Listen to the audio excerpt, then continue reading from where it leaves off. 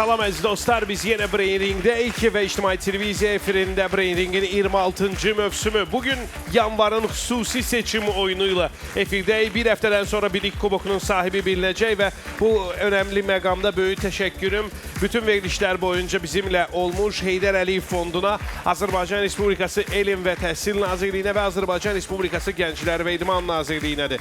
Bugünkü oyunumuz Crystal Hall'dan yayımdadır. Buranın əməkdaşlarına rahat şəraitə görə təşəkkürümü çatdırıram.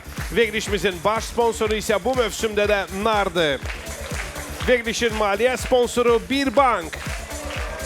Bugün müstəqil hakimlərimiz baş sponsorumuz olanların İctimaiyyətlə Əlaqələr üzrə meneceri Anar Məsimov və Kapital Bankın İctimaiyyətlə Əlaqələr üzrə proses sahibi Arzu xanım Əliyevadır. DJ pultu arxasında isə DJ Maksim. Gəlin dəstək qrupumuz Flash qrupunu salamlayaq. Onlar da bizimlədir. Xatırladıram ki, Bilik Kubokunu bir həftədən sonra hansısa komandanın masası üzərinə qoyacaq. Oktyabr, noyabr, dekabr aylarının çempionları və bugünkü qaliblərimiz bu kubok uğrunda oyunda iştirak edəcəklər. Dəyişməyən baş sponsorumuz Bilik Kubokunun sahiblərinə dəyərli hədiyyələr hazırlayıb. NAR sənə ən yaxın, eləcə də proqramın maliyyə sponsoru Bir Bankdan bu kubokun sahiblərinə 3000 manat hədiyyə olunacaq. Elm və Təhsil Nazirliyi qalib komandanın hər bir üzvünə planşet hədiyyələri verəcək. Xatırladıram ki, oktyabr ayının çempionunun adı bilinir. Bu Azərbaycan Dövlət Aqrar Universitetinin komandasıdır.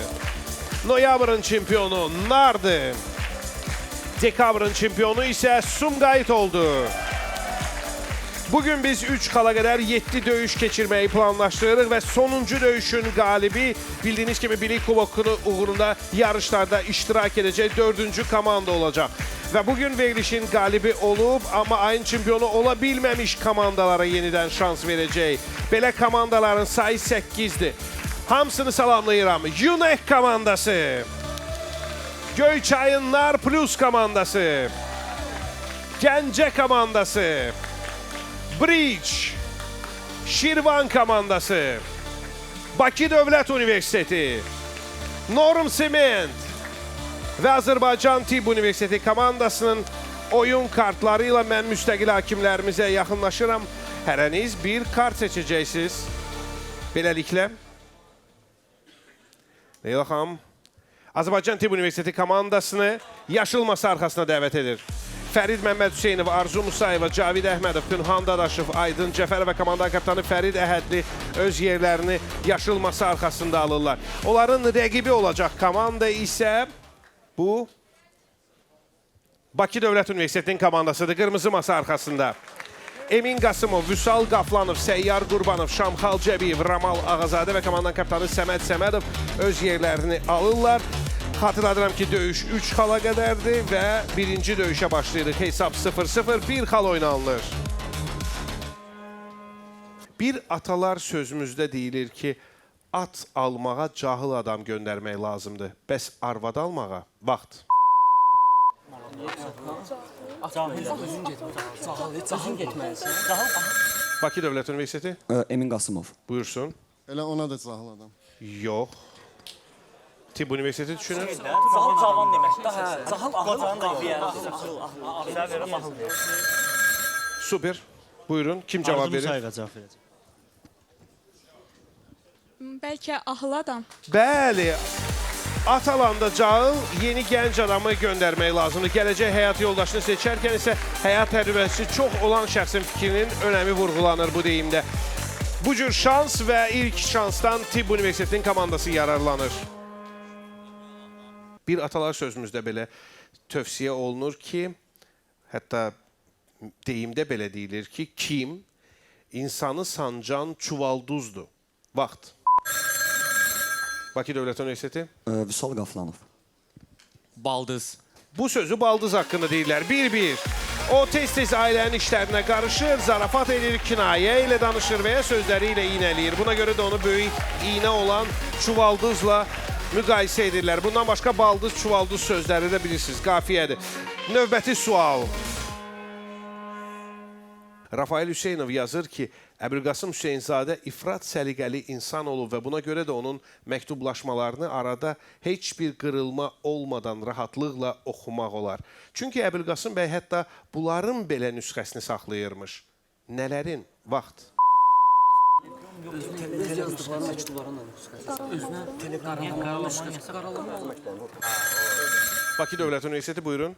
O hətta öz yazdığı məktubların da nüsxəsini saxlayırdı. Yəni göndərdiyi məktublarının nüsxəsini saxlayırdı özündə. Əhsən, 2-1. Hesabda üstünlük Bakı Dövlət Universitetinindir. Onlar başa düşürlər ki, iti düşünmək, tez tapmaq və vaxtında düyməni sıxmaq lazımdır. Daha bir sual.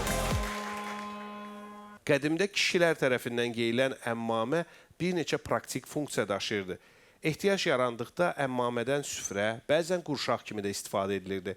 Bəs əmmamədən bir dəfə də olsa nə kimi istifadə oluna bilərdi? Vaxt. Bakı Dövlət Universiteti. Şamxal Cəbiyev. Biz belə fikirləşik kəfən kimi. Eynən elə. 3-1. Nə qədər kədərli olsa da sevincli məqamı sizə yaşadır. Və masa arxasında qala bilirsiniz. Bakı Dövlət Universiteti komandası hələ də bilik kubokuna yaxındır. Gəlin görək onların növbəti rəqibi kim olacaq? Diqqət. Hansı komandanı dəvət edirik? Bu Göyçayın Nar Plus komandasıdır. Cavidan Hacıyev, Nihat Hacızadə, İsmail İsmaillı, Ceyhun Hüseynov, Emin Məmmədov və Cavid Məmmədov yerlərini yaşıl masa arxasında alırlar. Beləcə Göyçayın Nar Plus komandası Bakı Dövlət Universiteti komandasına qarşı bilik kubokuna aparan yolda. Xatırladım ki, yanvar ayının yeganə seçim oyunu komandalara imkan verir ki, onlar da bilik kuboku uğrunda mübarizə apara bilsinlər. Və bugün meydanda fal startı yaşıl masada yaşayırıq. Ona görə növbəti sual yalnız Bakı Dövlət Universiteti komandası üçün, Nar Plus komandasının düyməsi xanı isə masa arxasında qalmaq üçün dərhal 4-cü nişanından imtina edir. Sual belədir. Badisəba Köçərli övladı dünyaya gəlmirdi deyə həyatını bu niski ilə keçirib. Amma Badisəbə xanım həyat yoldaşı Firudin bəylə birgə nəyin əsasını qoymaq qərarına gəlmişdilər? Vaxt. Körpələr evi, internat olar, məktəb məsələ belə, uşaqlar... Qızlar evi? Doğum evi bəlkə? Doğum evi yox, uşaqlar evi. Körpələr evi? Bakı Dövlət Universiteti buyurun. Biz düşünürük ki, bu uşaq evinin. 1-0, 1-0. Səməd, sizə xatırlatmaq istəyirəm ki, bugün rəqiblərinizdən biri olacaq Şirvan komandası oxşar bir rekorda imza atıb. Bax, belə əyləşib, durmadan verilişin qalibi ola biliblər. Ümid edirəm ki, bugün sizin taliyinizdə də bu var. Amma Şirvan komandası gələnə qədər bunu iddia etməyə qorxuram. Növbəti sual, yenə bir xal. Kim hər kəsə can yandırdığına, dərdinə qalaraq əlindən gələn köməyi göstərdiyinə görə adı hər yerdə el anası kimi çağırılırdı. Vaxt. İşıq qırmızı masada yandı. Bu suala Vüsal Qaflanov cavab verəcək. Buyursun. Elə bayağı əvvəlki sualda olan Badisəba Köçərli. 2-0. Çox diqqətli oynadınız. Daha bir sual, yenə bir xal. Əgər doğru cavab versələr, ikinci döyüşdə albadal qalib olacaqlar. Cavid, İsveçrə qvardiyaçıları yalnız xüsusi icazə ilə evlənə bilərlər. Evlilik icazəsi üçün şərtlərdən biri 3 ildən çox xidmət etməkdir. Bəs icazəni almaq üçün ikinci və əsas şərt nədən ibarətdir? Vaxt. Bakı Dövlət Universiteti. Vüsal Qaflanov. Bəlkə təqaüdə çıxmaq. Yox. Masadan qalxırsınız. İstifa vermək. Dedi zaten. O dedi. Qvardiyanı tərk, Vatikanı tərk etmək. Çünki Vatikanda evliliyə icazə yoxdur. Vatikanı tərk etmək. Vatikanda olmamalı, ya da Vatikanda olmamalıdır. Nə fikir? Papa icazəsi nədir? Yox, amma şərt deyil. Cavid. Zəhmət olmasa təkrarlayarız, Nihat fikirləşsin. İsveç fikirləşsin, yoxsa cavab verirsin? Yox, cavab verəcəm. Onda mənə baxın. İsveçrə qvardiyaçıları yalnız xüsusi icazə ilə evlənə bilərlər və evlilik icazəsi üçün şərtlərdən biri 3 ildən çox xidmət etməkdir. İcazəni almaq üçün ikinci və əsas şərt hansıdır? Mən bildiyim qədər Vatikan ərazisində evliliyə icazə yoxdur. Ola bilsin ki, o Vatikanı, İsveçrə qvardiyasını tərk eləməlidir. Yox. Ailəni orada da qura bilər. Vacib şərt evlənəcəyi xanımın katolik olmasıdır. Növbəti sualın dəyəri qalxdı. 2 xal. Çiring təbiət tanrılarını narahat etmək istəmirdi. Müştərilərini isə ekstrem aludəçiləri hesab edirdi. Bu yola çıxanların yemək, su daşıya biləcəyi qədər niyə güclü olmadıqlarına anlam verə bilmirdi. Bəs Çiring kim idi? Vaxt. Nar Plus komandası hesabı bərabərləşdirmək istəyir. Buyurun. Ceyhun Hüseynov cavab versin. Buyursun. Ola bilər Çikering Nepalda yaşayan Şerp xalqlar var. Onlar alpinistlərə kömək göstərirlər. Bu işlə məşğullar. Yəni o Şerp idi. Çiring həqiqətən dağ bələdçisi Şerp idi. 2-2. Hesab bərabərləşdi. Bakı Dövlət Universiteti komandası üçün çox təhlükəli vəziyyət yaranır. Bayaqki qələbədən sonra bu rəqibə də qalib gələ biləcəklərmi? Növbəti sual. Və bu sual həll edici ola bilər. Qədimdə dünya görmüş ağsaqqallar el ağzında, sel ağzında, bir də yol ağzında nə etməməyi məsləhət görürdülər? Vaxt. Danışma, evlənməklə. El ağzında danışmaq, sel ağzında danışmaq. El ağzında, yol ağzında, el ağzında. Dayanma, vur. Nar Plus komandası buyurun, kim cavab verir? Nihat cavab versin ki, ümid edirik yaxşı olar. Maraqlıdır, görəsən qələbə qazanılacaqmı? Yəqin ki, el ağzında, yol ağzında, sel ağzında dayanmasınlar. Yox, elə deyil. Bakı Dövlət Universiteti düşünür. Gülməsinlər, danışmasınlar, qışqırmasınlar. El ağzında danışmaq. Səməd, cavab haqqını kimə verirsiniz? Emin Qasımov. Qədimdə dünya görmüş ağsaqqallar deyirdi el ağzında, sel ağzında, bir də yol ağzında nə etmə? Ümumiyyətlə danışma da, yəni bilmək danış. Yox. Özdə o versiya var idi. Ev tikməkdən danışılır burada ki, fikir verin. Elin ağzında, selin ağzında və yolun ağzında deyirlər ev tikmə. Növbəti sual 2 xal dəyərində. Chicago Stadium, Amerika Birləşmiş Ştatlarında kondisionerlərlə təchiz edilmiş ilk qapalı arena idi. Lakin arenanın qeyri-mükəmməlliyi bəzən orada xokkey və basketbol oyunlarının keçirilməsinə mane olurdu. Başqa bir ölkədə fərqli idman növü üçün daha xarakterik olan bu problemi deyin. Vaxt. Eşidirəm. Biz düşünürük ki, bu Qətərdə Dünya Çempionatı zamanındakı belə bir problem yaranmışdı, stadion problemi. Onu xüsusi kondisionerlərlə soyutmaq lazım gəlirdi. Qətər. Sualı desən anlamadınız. Komanda kapitanı itirir, Nar Plus düşünür. Başqa idman növündə problem var. Başqa idman növüdür. Başqa ölkədə bu problem. Başqa ölkədə bu mane olurdu. Bağlananda nə mane olurdu ki? Niyə mane olurdu ki? Mükəmməl deyildi. Kondisioner başlayıqlarda. Badminton top oynayır. Badmintonda top oynayır. Hava. Hə. Ola bilər. Cavid, nəsə xoşuma gəlmir ki, sizin versiyalardan heç biri xoşunuza gəlmədi. Kim cavab verəcək?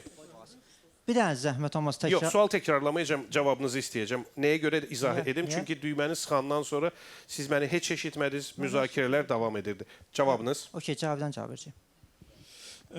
Başqa ölkə, tutaq ki, Asiya ölkələrində də bu problemdə başqa idman növündə badmintondur ki, orada kondisioner qoşdu, top istiqamətini dəyişir və ədalətli nəticəyə səbəb olmur. Badminton idmanıdır. Böyük Britaniyada futbol maçlarını bəzən tam duman içində keçirildiyi halları az görməmişik. Bu stadionda da bəzən duman problem yaradır. Növbəti suala keçirəm. Cavab verən qalibdir. Sankt-Peterburg hava limanına Fyodor Dostoyevskinin adı verildikdən sonra internetdə zarafatla yazılmışdı ki, oradakı yoxlanış zonası artıq yazıçının romanının adı kimi cinayət və cəza adlanacaq. Bəs təyyarəyə gecikənlər üçün olan bölmə Dostoyevskinin hansı əsərinin adı ilə adlanacaqdı? Vaxt. Bakı Dövlət Universiteti, buyurun, kim cavab verir? Emin? Ölevdən qeydlər. Yox. Nar Plus düşünür. Deyirsən də başqa bir şeylər. Qumarbaz var, Ölevdən qeydlər var, yer altından qeydlər var. Gözləmə məntəqəsi zadı, nəsə Yoxdur. İdiot, qumarbaz. o dedi ki, cəza olan yer, cəza yeri. Yox, Kim gözləmə. Gözləmə. Beyaz gecə olacaq. Okey da. Ver. Cavid, İndi təkrarlaya bilərsiniz. kim cavab verəcək? Ceyhun Hüseynov cavab verəcək. Ceyhun, Sankt-Peterburg hava limanına Fyodor Dostoyevskinin adı veriləndən sonra internetdə zarafatla yazırlar ki, oradakı yoxlanış zonası olur. Ora deyir romanlarından biri kimi Cinayət və Cəza Zonası adlana bilər. Bəs təyyarəyə gecikənlər üçün olan bölmə Dostoyevskinin hansı əsərinin adı ilə adlanacaqdı? Ola bilər ki, onlar gecikirlər və orada gecələməli olurlar və Bəyaz Gecələr əsəri adı. İdiot əsərinin adı xatırlanmalıydı. Əfsuslar olsun ki, bu əsərin adı bu yerdə deyilmədi. Çox heyif. Nar Plus komandası da, Bakı Dövlət Universiteti komandası da diskvalifikasiya yaşayır və tribunalara qayıdır. Müstəqil hakimlərimizi təbrik edirəm. Qalan kartlardan ikisini bu dəfə mənə verməli olacaqsınız. Gəlin, başlayaq anar. Beləliklə, bu Yunek komandası olacaq. Xəyyam Cabraylov, Cabbar Qasımzadə, Muxtar Cəfərov, Vaqif Süleymanov, Bəhruz Şabılı və komandanın kaptanı Rəşad Ağayev öz yerlərini qırmızı masa arxasında alacaqlar. Növbəti komanda isə Şirvandır. Qırmızı masa arxasına gəlirlər.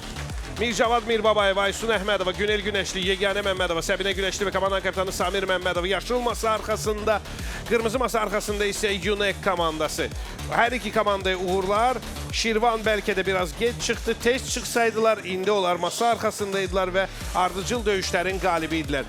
Ümid edirəm, gözə gəlməzlər və daha bir diskvalifikasiya yaşamış olmarıq. 3 xala qədər döyüş və sual belədir. Hər il 27 mart ölkəmizdə Elm Günü kimi qeyd edilir. Bəs 1945-ci ilin 27 martında hansı hadisə baş verib? Vaxt. Şirvan komandası. Yeganə Məmmədova. Bəlkə Elmlər Akademiyasının əsası qoyulub. Bəli, o fəaliyyətə başlayıb 1-0. Samir. Samir. Axı, yaxşı yadımızdadır da. Aysun düymədə çox güclüydü. Yenə bu həftədə onu düyməyə təyin etməmişsiniz. Bunun səbəbi nədir? Çünki Səbinə də yetərə qədər güclüdür və inanırıq biz Səbinəyə, ona görə dəyişmədik. Uğurlar Səbinə. Növbəti sual, yenə bir xal. Görkəmli kino aktyoru Fəxrəddin Manafov keçən il 70 yaşını qeyd edib. Deyə bilərsinizmi? Hansı ay və gündə? Vaxt. Şirvan komandası, buyurun, kim cavab verir? Aysun Əhmədova. 27 mart. Yox. Yunek düşünür. Ben bilmirəm. Aysun isə gözə gəlir və masadan qalır. Kinolardan Park kinosu var. Tarix kino günüdür. Dəqiq mənim də alımda oldu. Yadımdan çıxıb tarix. Çaprel kimi. Axırıncı filmdə sual yazmışdım. Başqa versiya yoxdur. Eşidirəm. Zəhmət olmasa Muxtar üçün təkrar edərdiniz. Görkəmli kino aktyoru Fəxrəddin Manafov 70 yaşını hansı ay və gündə qeyd etdi? 2025-ci ilin hansı ay və günündə? Səhv yadıma gəlmirsə kino günü 2 aprel idi. Əgər səhv yadıma gəlmirsə 2 aprel 4 aprel. 4 aprel. 4 aprel. 5 eləyək onu. 4 aprel. 1-2 ayda o tərəfə atsaq, hadisələr avqustda, amma ayın ikisində baş verib. İndi həmişəlik yadınızda olacaq ki, Azərbaycanda kino günü 2 avqust tarixindədir. Yeri gəlmişkən yubilyar ad gününü bilirsiniz, səhnədə qeyd etdi və sonra səhnədən belə deyək ki, oturacaqlara tərəf hündürlükdən atlanaraq 70 yaşın hələ heç də, necə deyərlər, heç nə məna kəsb etmədiyini dedi. Amma bu hesab nəsə məna kəsb edir. 1-0-dır. 1-0-dır Şirvan komandasının xeyrinə və Yunek komandası əgər indi suala cavab verməsə, onda onlar başa düşdüyünüz kimi qalib olsalar, döyüşün aqibəti həll olunmuş sayılır. 1937-ci ildə isə Bakı-Moskva-Bakı müntəzəm reysi üzrə ilk uçuşlar başlayıb. Bəs həmin reyslərdə hansı göstərici 15-ə bərabər idi? Vaxt. Yaşıl masada fay start yaşanır. Daha bir düymə sıxanını itirərək komanda Yunekə cavab vermək hüququ verir. 15 göstərici var. 1937, 15 göstərici. Azərbaycanda yəni SSR quruluşudur, biraz despot quruluşdur. Bu böyük Komünist Partiyasının 15 sahədə 70-dir. 15 sahədə 70-dir. 15 bəlkə 15 dayanacaq. balaca təyyarə. Uçuş deyir, bir dayanacaq olacaq. Ya sərnişindir, ya saatdir. Rəşad, cavab haqqını kimə verirsiniz? Zəhmət olmasa Cabbar üçün təkrar edərdiniz. 1937-ci ildə Bakı-Moskva-Bakı müntəzəm reysi üzrə ilk uçuşlar başlayanda o reyslərdə hansı göstərici 15-ə bərabər idi? Salam Fatih. Bizim masada iki versiyamız var. Ya bu sərnişindir, ya saatdır. Amma biz 15 sərnişin olduğuna inanmaq istəyirik. Saat yox. Sərnişin olsun. Olsun 2-1. Sərnişin həqiqətən edəydi. Moskvaya 15 saat uçmaq lazım deyil. Növbəti sual, yenə bir xal. Bir müsahibədə Qara Qarayev aldığı musiqi təhsilində Qərb və Şərqi birləşdirdiyini vurğulayaraq qeyd edirdi ki, mən sanki iki ananın oğluyam. Bu analardan biri Şostakoviçdir. Bəs digəri? Vaxt. Güney komandası buyurun. Doğru cavab qələbə deməkdir. Biz düşünürük ki, Üzeyir Hacıbəyov. Doğrudur. 3-1. Qara Qarayev Şostakoviçdən Qərb musiqisini öyrənmişdi və yerli musiqini dahi Üzeyir Hacıbəyovdan. Şirvan komandası əfsuslar olsun ki, tribunalara geri qayıdır və növbəti rəqiblərini seçməliyik Güney komandasının. Buyurun. Gəncə. Yaşıl masa arxasına gəlir. Sərdar Hüseynov, İsrail Abbasov, Rövşən Mərənski, Rauf Mustafayev, Toğrul Qurbanlı və komanda kapitanı Natiq Salahov öz yerlərini yaşıl masa arxasında alırlar. Biz isə bu ay komandalarımıza gözəl musiqili time-outlar yaşatmağa davam edirik və indi qonağımız qarşılayın Tofiq Hacıyevdir.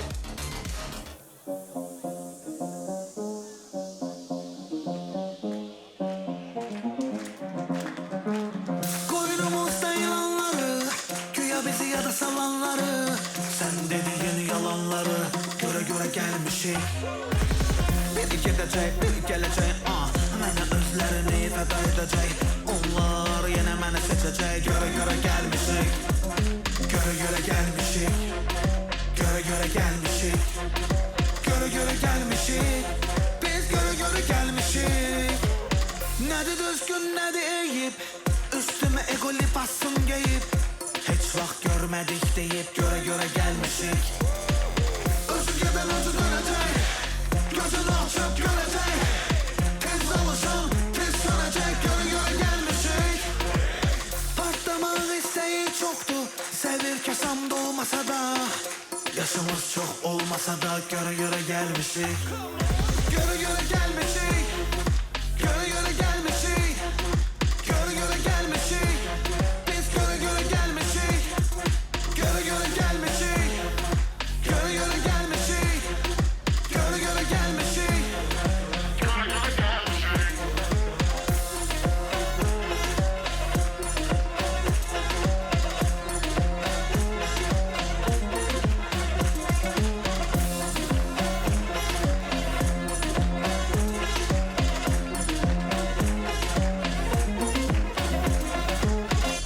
Qolla tanacaqlar, ötəri yaddaşda qalacaqlar. Axır əvvəl yanılacaqlar. Görə gəlmişik.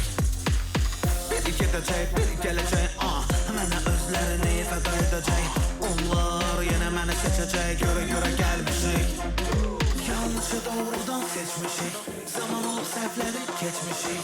Biz o yolları getmişik. Sonra görə gəlmişik.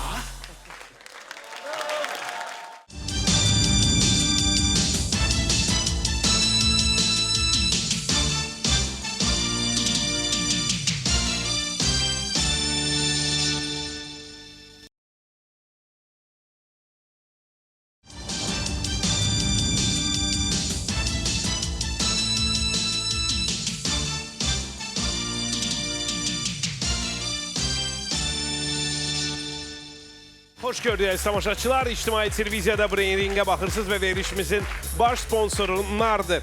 NAR internetsiz bir gün təsəvvür etməyənlər üçün hər an onlayn olmaq istəyənlər üçün öz internet paketlərini təqdim edir. Cibə uyğun sərfəli qiymətlərlə bol-bol gigabaytlar əldə etmək, doyunca izləmək, dinləmək və paylaşmaq üçün qoşulma qaydalarını siz də Nar Plus tətbiqinə və Nar Az səhifəsindən əldə edə bilərsiniz. Bir yolu da odur ki, internet yazıb 777-yə göndərəsiniz.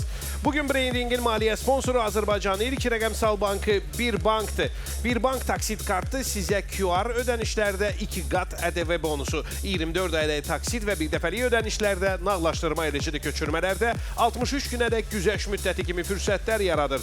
Üstünlüklərlə dolu Bir Bank Star kredit kartı isə sahibinə maliyyə azadlığı verir və bu kartla ürəyincə xərcliyə məbləği həmin ay qaytara və əlavə heç nə ödəməyə bilərsən. Bir Bank kartlarını Kapital Bankın filiallarından, Bir Bank tətbiqindən və Bir Bank az saytından sifariş verə bilərsiniz. Bugün müstəqil hakimlərimiz, baş sponsorumuz olanların İctimaiyyətlə Əlaqələr üzrə meneceri Anar Məsimov və Kapital Bankın İctimaiyyətlə Əlaqələr üzrə proses sahibi Arzu xanım Əliyevadır.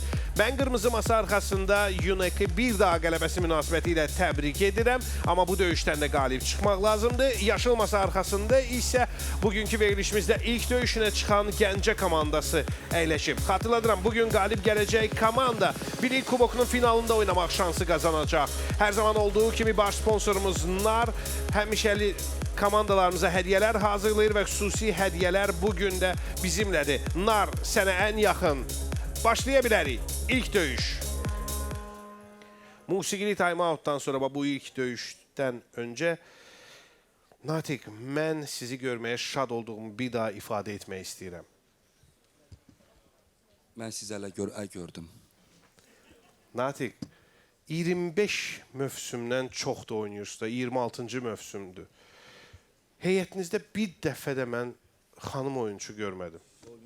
2 dəfə olub bizdə. Lacivert xanım, bir dənə də o birisinin adı Gülnur, bir dənə 3 dəfə olub. Yaddaşınız sizi deyəsən biraz. Diqqət, sual. 1906-1919-cu illər ərzində Hüseyin Ərəblinski rayonlara qastrol səfərlərinə gedirdi və bu səfərlər onun dünya görüşünü artırır, yaradıcılığına böyük təsir bağışlayırdı. Amma qastrol səfərlərində Ərəblinski o dövr üçün aktual hansı problem üçün də həll tapmağa çalışırdı? Vaxt. UNEC komandası buyurun. Xəyyəm cavab verəcək. Bildiyimiz kimi o dövrdə qadınların sosial həyatda rolu yox idi. Bu da ona görə istəyirdi ki, qadınlar da teatrda oynasın, qadınlar da teatra gəlsin. Alındı. Alındı. 1-0. Sizdə də alınır və bu bir xalı Gəncə yox, siz götürürsünüz. Növbəti sual. Xalq rəssamı Rafiz İsmailov, xalq artisti, aktyor Məmməd Səfa haqqında onun rollarını necə inandırıcı şəkildə canlandırdığından danışarkən Moskvada dünyaya gələn kimin Məmməd Səfanın çıxışını izləsəydi fikrini dəyişdirəcəyini deyir. Vaxt. Gəncə komandası. Sıralı Abbasov. Stanislavski. Bəli odur. 1-1. 1-1. Aktyorlar arasında Stanislavskinin belə bir məşhur kəlməsi dillər əzbəridir. İnanmıram. Mən elə gəlir ki, əgər böyük Stanislavski Məmməd Səfanı bu filmdəki oyununu görsəydi, deyərdi, mən inanıram. Rafiz İsmailovun sözləridir. Natiq, eşitdim, bir ifadə işlətdiniz. Başladın yenə. Nə başladı? Kim başladı? Adrenalin başladı. Gözəl. Növbəti sual.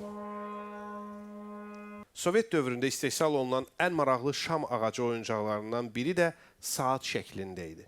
Bu məşhur element Karnaval Gecəsi filmindən sonra məşhurlaşmışdı. Oyuncaqdakı vaxtı deməlisiniz. Vaxt. Gəncə komandası? Özüm deyəcəm. 12-yə 5 dəqiqə qalmışdı. Niyə? Filmdə elədi. Hansı filmi deyirsiniz? Karnaval Gecəsi. Lyudmila Gurchenko oxuyurdu mahnını. Mahnı necə idi? Onu gələn verilişdə. Pəç minut. Tamamilə doğrudur. 2-1. Növbəti sual. Yenə bir xal. UNEC komandası. Yaşad, hər şey qaydasındadır. Bəli. Vaqif nədənsə narazıdır onu. Yox, heç nədən. Oyundan narazıdır. Vaqif, oyundan razı olmaq istəyirsə bu sualıma cavab verməlisiniz. Yazıcı Hunter Thompson 2005-ci ildə odlu silahla intihar edib. Michael Solheim xatırlayır ki, Thompson onunla birlikdə bu yazıcının intiharının səbəblərini araşdırmaq üçün 1964-cü ildə hadisənin baş verdiyi evə getmişdi. Söhbət kimlə gedir? Vaxt. Güney komandası hesabı bərabərləşdirmək istəyir. Elə qoyun bu sualı Vaqif cavab versin. Ernest Hemingway deyəcək. 2-2 düz deyəcəksiniz.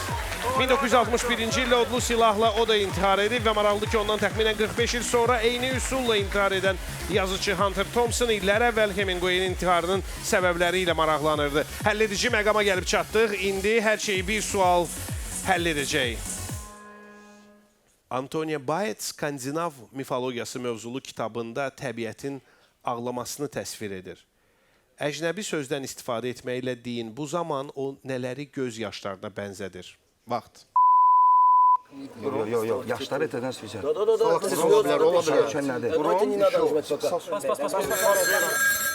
Güney komandası buyurun, kim cavab verir? Vaqif. Aurora deyəcək olsun. O deyil. Gəncə düşünür. Deyirəm, Daşlı yağış kimi təbiət hadisəsi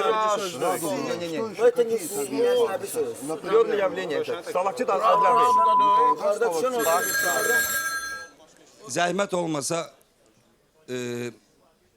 Rauf Mustafayev üçün təkrarda sualı. Əcnəbi sözdən istifadə etməklə deyin, nələri göz yaşına bənzədib Antonia Bayet Skandinav mifologiyası mövzulu kitabında? Elə bir fərziyyəmiz var ki, bu stalaktitdir. Stalaktit axı Yunan dilindən damcı sızılmış kimi tərcümə olunur. Düppələm düz 3-2. Gəncə komandası masa arxasında qalmağa müvəffəq olur. Onların cəmi 2 döyüşdə də qalib gəlməsi lazımdır ki, nar kuboku uğrunda mübarizədə iştirak etsinlər. Növbəti rəqibləri kim olacaq? Bu isə artıq sizin masada olan 2 kartdan asılıdır. Sırayla komandalar çıxacaq, görə birinci hansı çıxır? Diqqət. Bridge komandası sizi qırmızı masaya dəvət edirəm. Növbəti də Norm Sement olacaq. Namiq Quluzadə, Ayxan Məmmədli, Tural Sultanov, Səbuhi Göyüşov, Ağarəhim Qılıçov və Elgün Əbdürrəhmanov öz yerlərini qırmızı masa arxasında alırlar. Bu döyüş başlamamışdan öncə mən bizə baxan, oyundan həyəcanlanan hər kəsə xatırlatmaq istəyirəm ki, siz də oynaya bilərsiniz. X sosial şəbəkəsində Narın hesabında indi sualı yerləşdirilib və o suala doğru cavab verəcək ilk şəxs hədiyyə qazana bilər. X sosial şəbəkəsində Narın hesabına gedin. 3 xala qədər növbəti döyüşümüz və sual belədir. Həsən bəy Zərdabinin dəfn olunması zamanı Bakı səmasında olan nələr müqəddəs ruha, mələyə bənzədilib? Vaxt. Gəncə komandası. Cəlal Abbasov. Göyərçinlər. Elədi. 1-0. Doğru bənzətmədir. Gəncə formadadır, hiss edirəm. 3 xala qədər döyüş komandanı formadan düşməyə imkan vermir. Növbəti sual.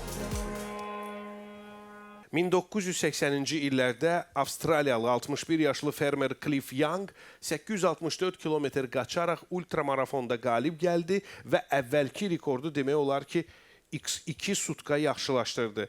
Cliff Young marafona başlamazdan əvvəl nəyi bilmədiyini etiraf etmişdi. Vaxt. O faktı mən dokunacağım, ancaq cavab verəcək Rauf Mustafayev. O birisi iştirakçılardan fərqli olaraq o bilmirdi ki, gecə yatmaq olar, dayanmaq olar, istirahət eləmək olar və qaça-qaça hələ davam eləyirdi. Axıra kimi də qaçdı. Ona görə rekordu qırdı. Amma əsas bu deyil. Əsas bu deyil. Əsas odur ki, Natiq müəllim də bu faktı bilir. Birdən elə bilərsiniz bilmir. Birdən elə bilərsiniz bilmir. 2-0. Növbəti sual. Natiq müəllim, bəs bu faktı bilirsinizmi? Ötən əsrin 40-cı illərində Üzeyir Hacıbəyev yazırdı ki, indi seygah vaxtı deyil, gərək rast ifa edilsin. Üzeyir Hacıbəyev bunu necə əsaslandırırdı? Vaxt. Bridge komandası? Səbuhi cavab verəcək. Eşidirəm. Seygah daha çox bildiyimiz kimi bu ağlamsınan bir mahnı tərzindədir. O deyir rastlı olmalıdır çünki müharibə dövrüdür və biz əslində xalqı cuşa gətirməliyik. Ona görə Seygah yox rastlan istəyir. Eynən elə. 2-1. Çox doğru anladınız məntiqi. Daha bir sualım var. Yadınıza salın, Natiq, ilk dəfə kompüter arxasında neçənci ildə və harda əyləşmisiniz? Suala cavab verməkdən qabaq demək istəyirəm ki, ürəyinizdə saxlamayın, sorusun hər şeyi. Bu sualın cavabı vacibdir, ona görə. İndi sualı eşidəndə başa düşün. Kompüterin arxasında, bəli, orta məktəbdə. Orta məktəbdə. Siz məktəbdə oxuyanda Windows hələ yəqin yox idi. Yox idi. Yox idi. Amma bəs Windows əməliyyat sisteminin qarşısında nə vaxt əyləşdiniz? Windows əməliyyat sistemi ortaya gələndə, mən də əyləşdim. Microsoft'un klassik bir neçə oyunu var idi. Yadınızdadırsa, əvvəllər əməliyyat sisteminin ayrılmaz tərkib hissəsi idi. Biri o minalar olan oyun var, odur. O biri kart oyunlarıdır. Bu sözü gedən oyunlar kompüterə təsadüfi yüklənmirdi. Bu oyunların əyləncədən savayı əsas məqsədi nə idi? Vaxt. İşıq yaşılmasa da yanıb. Rövşən Maranski bilir. İstifadəçilərin mışqaya, mausa öyrətmək üçün. 3-1! Gəncə komandası daha bir qələbə əldə edir. Və mən onları təbrik edirəm. Çünki cəmi bir rəqibləri qaldı ki, bilik kubuku uğrunda yarışsınlar. Qarşılayın Norm Sement komandası. Məzahir Səmədov, Elnur Qasımzadə, Həsən Abbaslı, Şahmurad Məmmədov, Nəriman Əliyev və komanda kaptanı Mir Heydər Həmzəyev son döyüşə çıxırlar və bu döyüş hər iki komanda üçün önəmlidir. Norm Sement, Gəncə, həyəcan pikdədir və bu həyəcanın bir hissəsi kimi mən həm də komandaların düyməsixanlarına 4G nişanı hədiyyə etmək istəyirəm. Nardan gələn bu hədiyyə düyməsixana bir dəfə faiz start edib masa arxasında qalmaq şansı verir. Diqqət, vaxt. Və bu Toğrul Qurbanlının qismətidir. Toğrul, təbrik edirəm. Narın 4G xidməti qədər sürətli oldunuz və beləcə 4-cü 4G nişanını sinənizə taxmış oldunuz. 3 xala qədər bu döyüşdə hər iki komandaya uğurlar. Yəqin bilirsiniz də, Şəkidə çox adamın ləqəbi var. Misal üçün, Şəkidə biz yaşasaydıq, Mir Heydər sizə yəqin ki, yumruq Mir Heydər deyəcəkdilər keçən həftə bizə etdiyiniz hədiyyədən dolayı. Sizcə bu yaxınlarda Nurəddin adında orta yaşlı bir kişiyə niyə ıhı Nurəddin deməyə başlayıblar? Vaxt.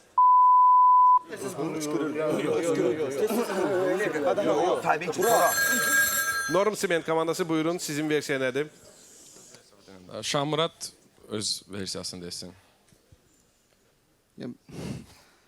Bəlkə ola bilsin, ya az danışan insandır, tənbəldir, əringən insandır biraz. Yəni hər şeyə nə deyirlər deyir, bu şəkildə bir cavab verir. İlk ağlınıza gələn dediniz, vallahi. Və o da doğrudur, doğrudan da elədir.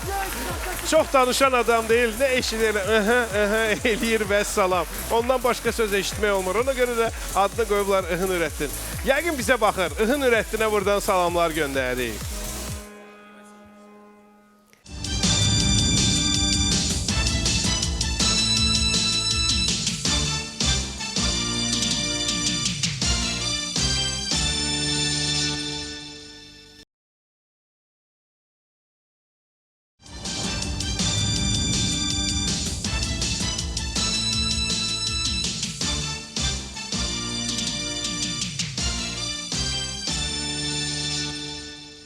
Britannica ensiklopediyasında dərc olunmuş radio məqaləsinin 2 müəllifindən heç olmasa birinin ad və soyadını deyin.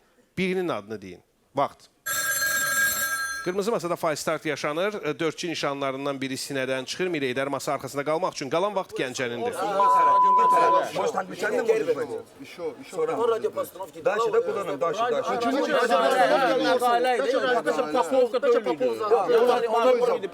Onlar Britannica yazmır. Onlar Britannica yazmırlar. Radyo məqaləsi.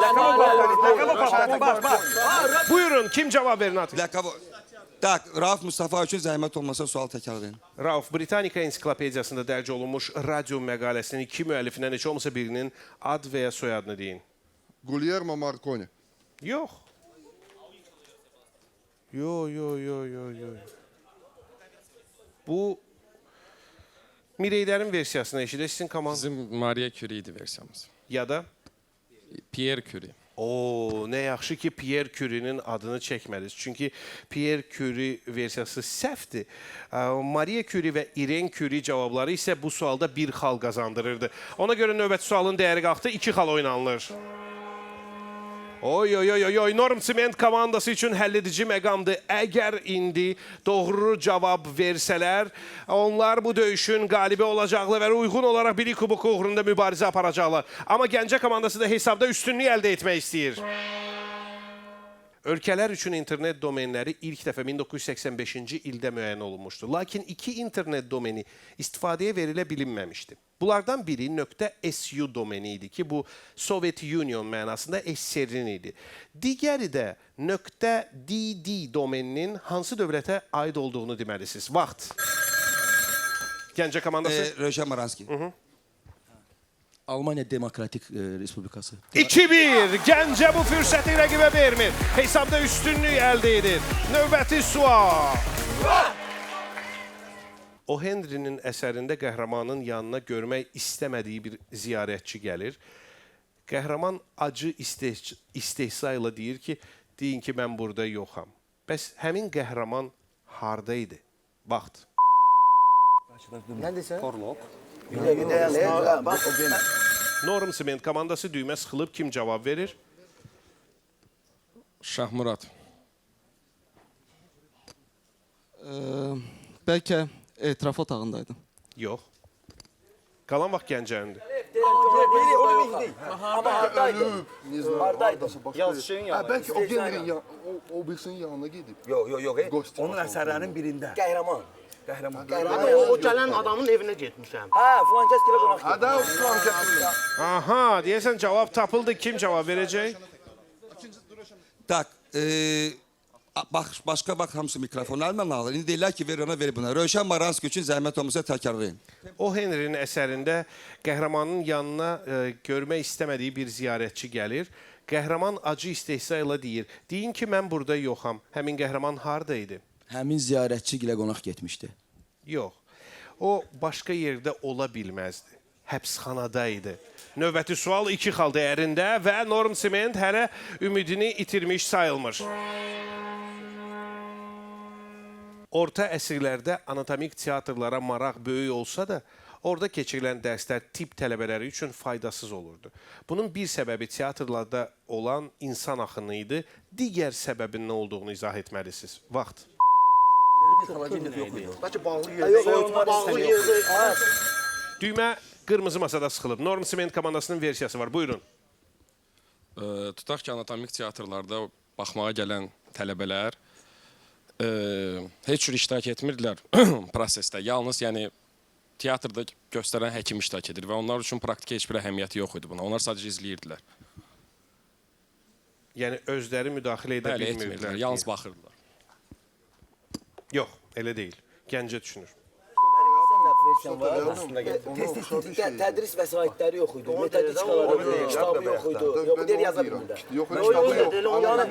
Çoxda ki orada kəsdi, amma bilmir kəsilən nədir, ürəkdir, böyrəkdir, ciyardır, nədir. Gəncə komandası buyurun. Rövşən Maranski üçün zəhmət olmasa təkrarlayardınız. Orta əsrlərdə anatomik teatrlara maraq böyük olsa da, orada keçirilən dərslər tibb tələbələri üçün faydasız olurdu. Bunun bir səbəbi teatrlara olan insan axını idi. Digər səbəbin nə olduğunu izah edin. Belə hesab edək ki, həmin vaxtı dərs vəsaitləri təbii ki, yox idi. Yəni, metodik vəsaitlər də yox idi. Bu tələbə də hələ tam da hər şeyi yaxşı bilmir. Orada özdə millətin içində hansısa bir meyidi yarılıbdır, bir həkim başa salır. Tələbə sıxlığın içində başa düşə bilmir. Həm qaranlıqdır, yaxşı görə bilmir. Həm dərs vəsaiti yoxdur, ona görə faydası yoxdur. Qaranlıqdır ona görə. Heç biri deyil. Heç biri doğru cavab deyil. Çünki komandalardan biri dedi ki, ora müdaxilə edə bilmir, prosesdə iştirak etmir. Siz deyirsiniz ki, qaranlıqdır deyə görə bilmir. Əslində, tələbələrin meyidi yaxından izləyə bilməmələri onların bu dərsdən faydalanmağı üçün imkan vermirdi. 3 xallıq sual verilir. Bəzi insanlar öləndən sonra belə xeyir verir.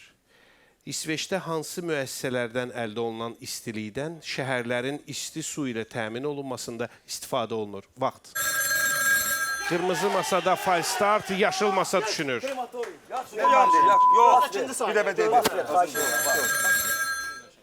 Rövşən Maranski nöqtəni çalışsın, qoysun. Meyitlərin yandırıldığı krematoriy. Doğrudur. Doğrudur və beləcə biz başa düşdük ki, Gəncə komandası da bilik kubuku uğrunda yarışacaq.